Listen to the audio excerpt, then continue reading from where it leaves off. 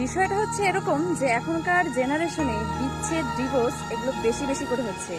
তখন অনেককেই বলতে শোনা যায় যে এখনকার মেয়েরা মানিয়ে নিতে পারে না, মানে কিছু একটা হলেই ছেড়ে দিয়ে চলে যায়। ঠিক আছে। আর আগেরকার দিনে দেখা যেত দাদু ঠাম্মাদের কালে যে যা কিছু হয়ে যাক না কেন মেয়েটা কখনো সেই ছেলেটাকে ছেড়ে দিয়ে চলে যায় না, সংসারটাকে গুছিয়ে রাখতে শিখে।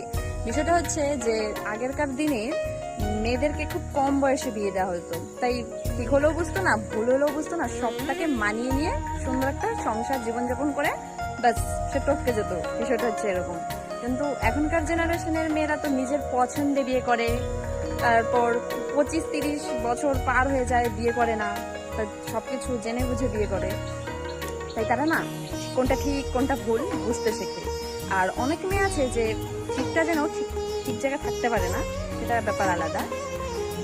এরকম আছে যে সে ঠিক জায়গায় উপস্থিত আছে কিন্তু সে ঠিকটাকে ভুল করে প্রমাণিত করে সে আরো অপশন খুঁজে নিয়ে সে চলে যায়। ব্যাপারটা হচ্ছে এরকম।